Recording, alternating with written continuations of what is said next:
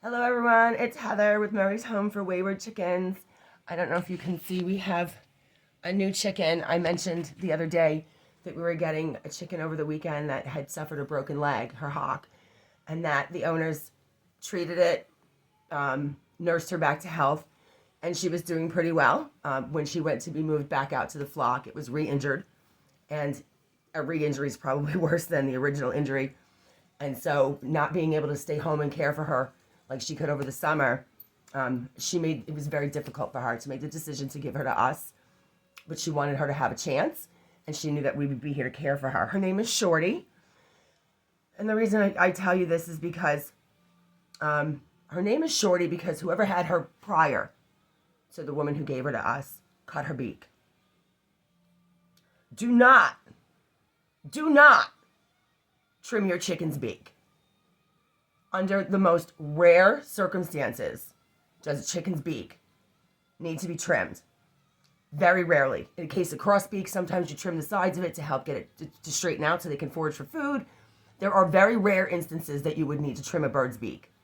And when you do, it has to be done in the most minute, minuscule pieces because a bird's beak is made of keratin, much like a dog's nails, and it has a quick. And if it's not trimmed properly, it won't grow back. Whoever trimmed this girl's beak trimmed it straight across and too short, so it doesn't grow back, and she can't forage for food because when she hits it, she can't hit the ground. Her leg is re-injured when it healed. It healed face in, so she's got a little bit of a limp when she walks, which is okay. I've got Einstein's wheelchair here, Einstein's old wheelchair. I put her in it to hold her up, to give her some support so she could stand. She has an appointment at the vet tomorrow. I've actually got to call in. I don't want to wait till tomorrow. This girl is sick. She doesn't just have an injured leg. So when we first got her, I don't want to disturb her too much. She has this extremely swollen abdomen, which initially when I asked to hold her, as soon as my hand hit her, I was like, oh my gosh, she has ascites. Ascites is also known as water belly, which is a fluid backup in a chicken's abdomen, and it has to be drained. But when it gets drained, it has to be done extremely slowly and only a small quantity at a time, or you send the chicken into shock and they die. I've drained ascites in 1 or 2 chickens previously. TJ's got a little more experience with draining ascites. It's a tiny gauge needle. It's a big plunger with a tiny 20 gauge needle. And you can only pull like 4 plungers. And no matter how much is left, you just don't want to take too much. It'll leak on its own through the little tiny piercing, which is great, drains slowly. But when I went to drain her, it's supposed to be, ascites is like a bright neon yellowish green, mostly yellow type fluid that comes out. It comes from right ventricular failure, like a lack of oxygen being able to get through the body, or liver issues. It can be from so many different things, but those are usually the primary ones. Ascites is not curable, but it's treatable. We've only had 1 or 2 chickens that have ever had ascites. And fortunately for the one that we were able to drain multiple times, it can come back. It can come back in a month. It can come back in 6 months. It can come back in a year. Or if you drain it once, it may never come back. It varies per chicken. But when I went to drain it, it wasn't fluid coming out. It was nothing would come out. And it seemed like air was pushing on the plunger. I wasn't going to mess with her. So when TJ came home, he tried. And he had the same issue. So I'm not sure that she even has ascites. But I figured it was worth explaining what ascites is and how it gets done. I don't want to lift her up. She's uncomfortable. She's got a little pillow. When I had Q-Tip had her own little pillow. And so I gave it to her to rest on. And when I put her in the wheelchair, let me get these out of the way. I had a tray that I clamped to the front of the wheelchair so that they didn't have to reach down to eat and get the food and water. So if I take the tray off, you can see that this was because this is like safety. That's a seatbelt. We had one chicken that used to flip herself over in the fabric, and she'd be like, oh. So we put this to stop them from flipping over. I need to change this fabric because even though it gives her the support that she needs to be able to stand and see and get around, because she's using her wings to stand up like arms.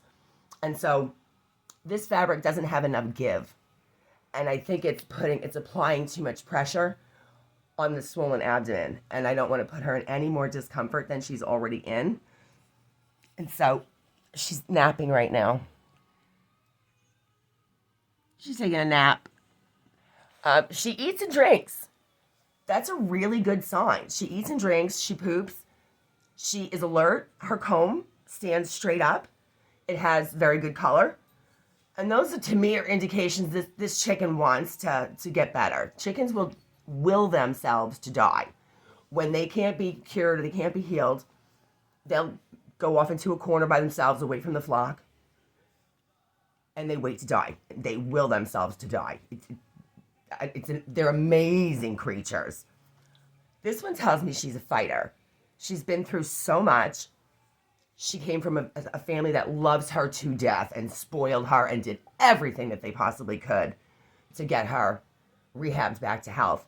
And they were smart enough to realize that they had gotten to the end of their capabilities and what they could do for her. And so now we're going to try. And she has an appointment at the vet, but I'm trying tomorrow. But I'm trying to get her in now because I don't want to wait. And I don't care if it's an emergency appointment. I'm going to try to pick her up without disturbing her too much and show you what a swollen belly looks like so that you can see this is not normal. And if your chicken ever has a swollen abdomen, it should not, I don't know if you can see how big and round this is. That should not be there. The concern that I have for her is that she has some spots that are very firm. I thought maybe she was constipated and she was backed up, but she's pooping. My concern is that she may have tumors. And if she does, I don't know how much we can do for her or how far we can take her.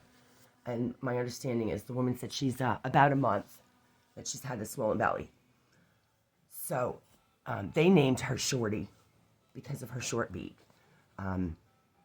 She moves around. She's active. You know, she tries to be active. She's eating and drinking. She's a special girl, and I'm hoping that we can do something to help her. But I don't have I don't have as much hope. I have hope. I just don't have as much as I do when things are a little easier. I've told you guys before, when a chicken has one issue, it's bad enough. When a chicken has two issues, it makes it nearly impossible. This chicken has multiple issues. And the last thing I want to do is take on a chicken from someone who loves them so much and not be able to do something for them. So I'm going to keep you posted, but I'll tell you that when you have to drain ascites, if you have water belly in a chicken, it's a 20 gauge needle. You put it in about a quarter to a half an inch, and it would go behind the hind leg back here in the swollen pouch. This is huge pouch. And I'm holding her under her breastbone so the pressure's not on the abdomen. As soon as the needle goes in, bright yellow fluorescent fluid should come out, and you only have to pull the plunger a little bit, very slowly. And each plunger, you do not take the needle out. You disconnect the needle from where it attaches to the plunger and empty the plunger that way, or pull the plunger all the way. Just disconnect. No, don't pull the plunger out. Disconnect the plunger from the needle and leave the needle in the chicken so you don't have to pierce her repeatedly. You pierce her once with a needle like a blood draw, and that's simple. And then let the fluid drain from the plunger. Once you've gotten about 4 plungers, if there's that much fluid, stop. Don't take any more fluid. You can do it again the following day or the day after, because any relief that you give the chicken is going to make them feel 100 times better. But if you don't do it slowly enough, you can send the chicken into shock, and instead of helping them, you'll wind up killing them. So this girl, if you see her foot, is turned in, and that's because her leg sort of healed, probably where it wasn't set in a cast like people. And so she can walk. She uses her wings for balance, but she needs to be seen. And so we're going to see her beak. Her beak is short, and it cuts straight across the front of the beak instead of being pointy like other chickens' beaks are. And in that case, they peck at the ground to get worms and food. Well, she can't do that anymore. So do not clip or trim a chicken's beak. And if it does need to be clipped or trimmed, take it to an avian vet. They're not expensive. I mean, it adds up when you have a lot of chickens. But for one chicken to go to a vet one time, you're talking about $15-20. Don't do it yourself. And so I'm going to let you guys know tomorrow, if I don't get into the vet today, I wanted to introduce you to Shorty and let you know that we're working. We're going to do everything we can. And I will give you the sad news that the chicken on Saturday that was injured accidentally by the rooster didn't make it. It was our decision, unfortunately. She started to do better over the weekend. And then come Monday morning, she was struggling to breathe and she was gaping for air. They do a gaping thing every few minutes, every like 10 seconds. And I will do anything that I can to cure and heal a chicken if they have the possibility of recovery. If they don't have any possibility of recovery and they're suffering, I won't watch that. So unfortunately, it's not the same as dogs and cats. Sometimes chickens need to be culled. And so TJ took care of that yesterday. And so we had to cull the chicken that was injured over the weekend. We also treated a case of mites on Taylor. Taylor got a bubble bath the other night. She's clean, good to go. She's so happy. She got a blow dry. And we're going to follow up with the vet this afternoon if I don't hear back from them and see what we can do to get Shorty recovered. And I'll keep you posted on her condition and what the vet says this is, if it's not ascites. Okay, so thanks, guys. Say bye, Shorty. Say nice to meet you. Look at this sweet, precious girl. Have a great day.